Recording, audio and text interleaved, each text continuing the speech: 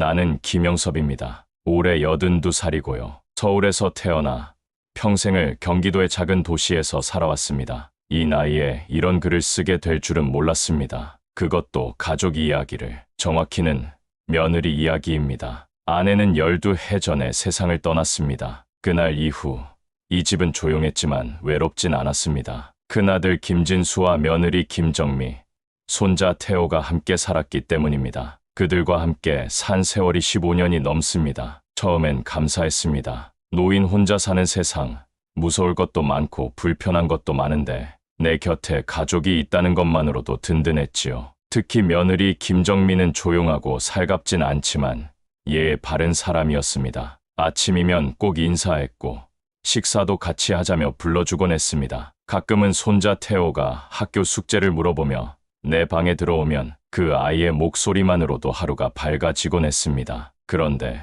불행은 아주 평범한 날에 찾아왔습니다. 감기 기운이 있던 날이었지요. 동네 병원에서 약을 타고 돌아오다 문득 집 문서가 떠올랐습니다. 혹시라도 보험 관련한 서류를 챙기려고 등기부등본을 인터넷으로 떼봤는데 내 눈을 의심할 수밖에 없었습니다. 분명 내 이름으로만 되어 있어야 할 집이 어느새 김정미, 며느리와 공동명의로 바뀌어 있었습니다. 정확히 반반. 등기 날짜는 3개월 전이었습니다. 머리가 멍했습니다. 나는 그런 동의서를 쓴 기억이 없었습니다. 서류에 도장 찍은 적도, 위임장 써준 적도 없었습니다. 하지만 등기부는 분명 그렇게 말하고 있었지요. 내 집이 더는 내 것이 아니라고. 식은 땀이 났습니다. 처음엔 무슨 착오겠거니 생각했습니다. 혹시 관공서에서 실수가 있었나? 아들에게 조심스럽게 물어봤습니다. 진수야, 이 집 등기가 왜 정미랑 공동이야? 아들은 놀란 듯 했지만 곧 고개를 숙였습니다. 그리고 한참을 말없이 있다가 조용히 말하더군요. 아버지, 그거 정미가 아버지 치매 오신 것 같다고 해서 혹시 나중에 문제가 생기면 집이 압류당할까봐 그래서 안전하게 하려고 명예 바꾼 거예요. 그 순간 심장이 쿵 내려앉았습니다. 치매라니요? 내가요? 그 말이 며느리 입에서 나왔다는 게 믿기지 않았습니다. 그리고 아들이 그걸 믿었다는 것도. 나는 숫자도 날짜도 정확히 기억합니다. 약 타먹는 시간도 손자 생일도 다 알고 있습니다. 내가 지금 이렇게 말도 멀쩡하게 하는데 무슨 치매야? 내가 단호하게 말했더니 며느리는 방에서 나와서 말했습니다. 아버님, 기억 안 나세요? 지난달에 TV 리모컨 찾으시면서 냉장고에 넣어두신 거요. 그때 병원 가보시자고 했더니 귀찮다고 하셨잖아요. 순간 그 일이 떠올랐습니다. 맞습니다. TV 리모컨을 냉장고에 넣은 적이 있었지요. 하지만 그게 치매의 증거가 될 수는 없지 않습니까? 사람이 살다 보면 그런 일 한두 번 있는 거지요. 하지만 그 일이 그들에게는 기회였던 겁니다. 내가 치매 초기라는 증거, 그리고 명의를 바꿀 명분. 그 후로 나는 주변에 조용히 물어보기 시작했습니다. 법무사에게, 공무원에게, 그리고 지인들에게. 공동명의 변경에는 인감 도장이 필요하다는 것을 알게 되었습니다. 도장을 언제 썼는지, 도대체 어떻게 했는지 기억이 안 났습니다. 분명히 나는 내 도장을 금고에 넣어두고 있었는데 말입니다. 어느 날 밤 몰래 금고를 열어봤습니다. 열쇠는 내 서랍 깊숙한 곳에 보관되어 있던 것이니 설마 했지만 도장은 내 자리에 없었습니다. 정확히 말하면 바뀌어 있었습니다. 내 원래 도장이 아니라 조금 다르게 생긴 도장이 들어 있었습니다. 그제야 모든 퍼즐이 맞춰졌습니다. 며느리 김정미가 내 인감을 몰래 본떠서 만들었던 겁니다. 그것으로 위임장을 만들고 등기소에 서류를 제출한 것이겠지요. 그 사이 아들은 모른 척하거나 혹은 함께 묵인했던 거고요. 잠이 오지 않았습니다. 머릿속에 배신이라는 단어가 반복됐습니다. 이 집은 내가 젊은 시절 허리띠 졸라매며 지은 집입니다. 아내와 함께 마당에 감나무를 심고 겨울이면 아궁이에 불을 지펴 따뜻하게 지냈던 곳입니다. 그런 집을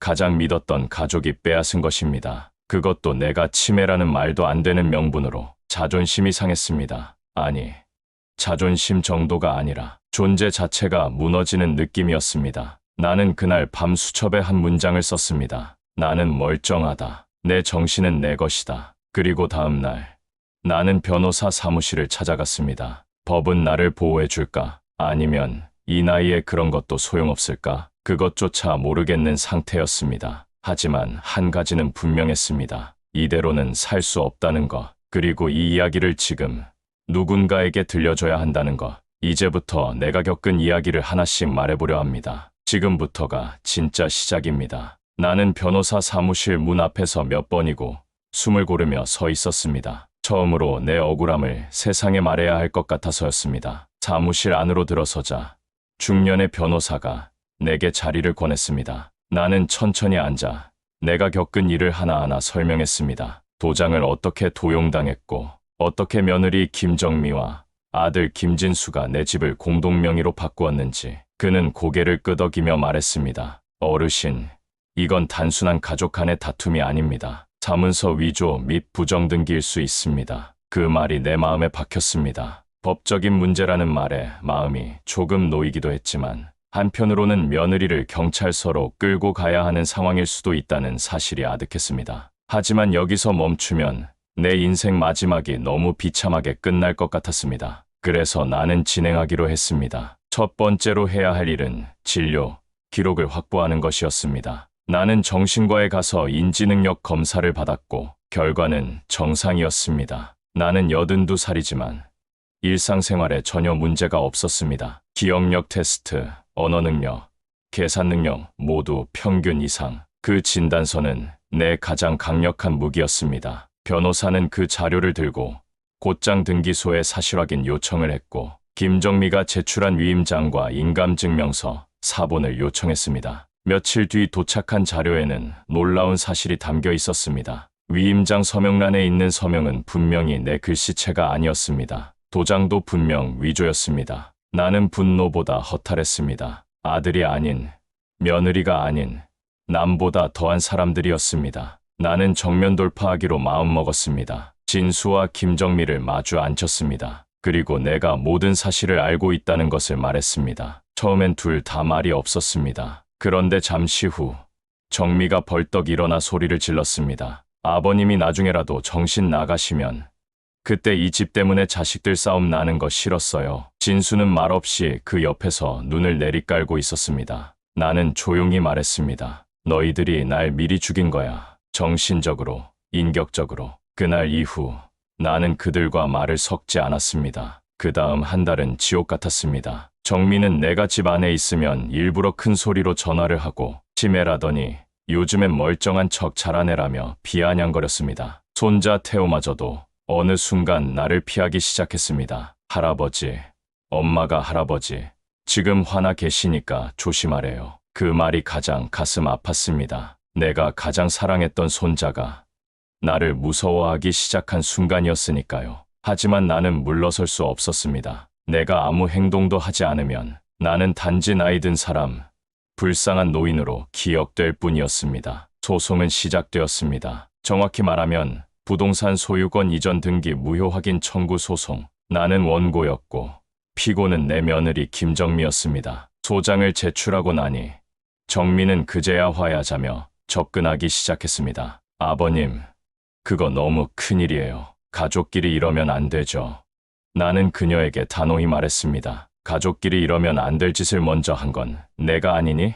그녀는 아무 말도 하지 못했습니다. 한 달 후, 첫 공판이 열렸습니다. 법정은 차가웠고 나는 판사 앞에서 직접 말했습니다. 제가 허리 굽은 노인이지만 정신은 굽지 않았습니다. 제 집은 제가 40년 동안 일해서 산 것입니다. 누구의 동의도 없이, 누구의 허락도 없이 제 손을 거치지 않고 바뀐 그 등기 반드시 바로잡고 싶습니다. 그날 이후 나는 내 인생에서 가장 긴 기다림을 시작했습니다. 매주 변호사에게 전화하고 밤이면 법원에서 보낸 우편을 수십 번씩 읽고 또 읽었습니다. 그러는 사이 집안의 공기는 얼음장처럼 차가워졌습니다. 정미는 나를 투명인간 취급했고 진수는 회사를 핑계로 더 자주 외박했습니다. 결국 나는 집을 나와야 했습니다. 작은 월세방, 욕실은 좁았지만 햇볕은 잘 들었습니다. 나는 그곳에서 하루하루를 기록하기 시작했습니다. 마치 수감자처럼. 오늘도 이겨냈다. 소송은 5개월이 걸렸습니다. 최종 판결은 내게 유리했습니다. 김정미가 제출한 위임장과 인감이 위조된 것이라는 감정 결과가 나왔고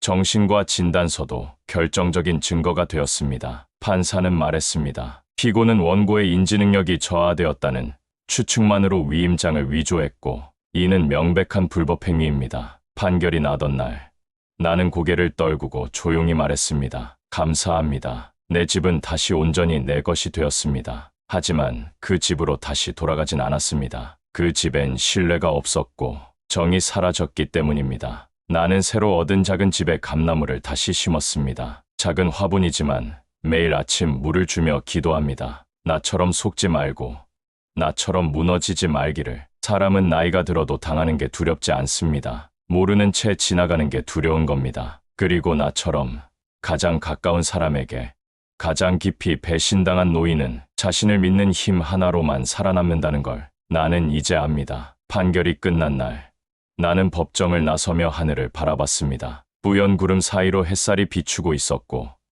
그 따뜻함이 내 어깨를 감싸 안는 듯했습니다. 비록 작은 방으로 쫓기듯 나온 삶이었지만 그날만큼은 세상 어느 집보다 포근하게 느껴졌습니다. 내가 나를 지켜냈다는 사실이 그렇게나 위로가 되었습니다. 그러나 그날 이후의 삶은 결코 쉽지 않았습니다. 법적으로는 내 권리를 되찾았지만 정서적으로는 씻기지 않는 상처가 남았습니다. 가족이라는 이름의 상처였습니다. 나는 아들 진수에게 전화를 걸어 조용히 말했습니다. 진수야, 널 원망하지는 않는다. 하지만 너는 나를 지켜주지 않았다. 전화기 너머로 한참 침묵이 흐른 후 아들은 울먹이는 목소리로 말했습니다. 아버지, 죄송합니다. 제가 너무 어리석었습니다. 그 말 한마디에 나는 참았던 눈물을 쏟아냈습니다. 울음은 억울함이 아니라 끝내 다시 아들을 믿어보고 싶은 마음이었습니다. 진수는 나중에 찾아와 나에게 무릎을 꿇었습니다. 정민은 이혼하겠다고 했어요. 아버지, 저 혼자 남더라도 다시 아버지와 함께하고 싶습니다. 나는 그에게 손을 뻗어 그의 어깨를 두드렸습니다. 다시 시작하자. 우린 아버지와 아들이잖냐.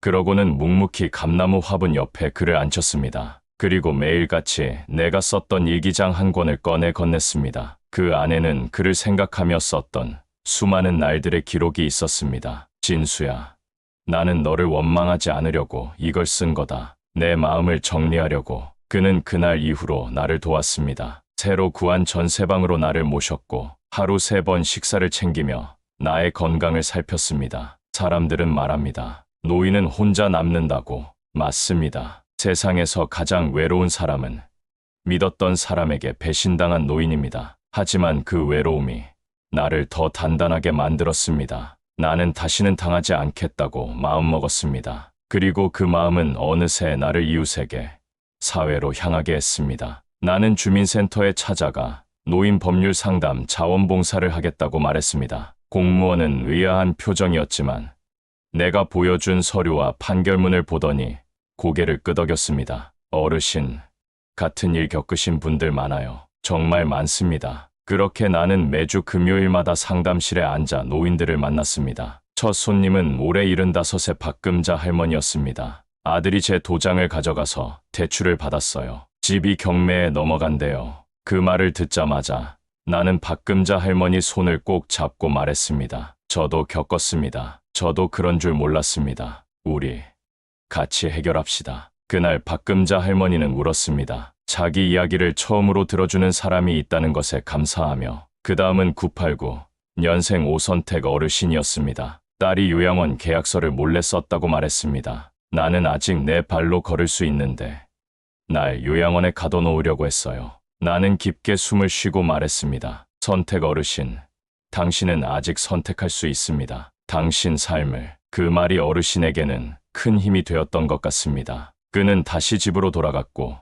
지역복지관과 연결의 노인 공동체 활동에 참여하기 시작했습니다. 그의 변화는 내게도 용기를 주었습니다. 내 고통이 다른 사람에게 빛이 될 수 있다. 그 이후로 나는 더 많은 이들의 사연을 들었습니다. 지적장애 손녀의 보호자가 되었다가 손녀가 성년이 되자마자 내쫓긴 김상용 할아버지, 퇴직금으로 손자 유학 보내줬다가 연락 한 통 못 받는 정순애 할머니. 나는 하나하나 일지를 작성하고 공공기관에 민원을 넣고 때로는 법률구조공단에 연결했습니다. 그리고 더 중요한 건 그들의 이야기를 들어주는 것이었습니다. 그저 내 잘못이 아니다라고 말해주는 것. 그 한마디가 노년의 심장을 붙들어주는 줄 나는 이제 압니다. 나는 이제 다시 사람들과 함께 살아갑니다. 이웃들과 함께 밥을 먹고 감나무 아래서 차를 마시며 지난 날을 이야기합니다. 내가 그렇게 바라던 평온한 백세는 크고 고요한 집이 아니라 내 말을 들어주는 사람이 있는 하루 속에 있었습니다.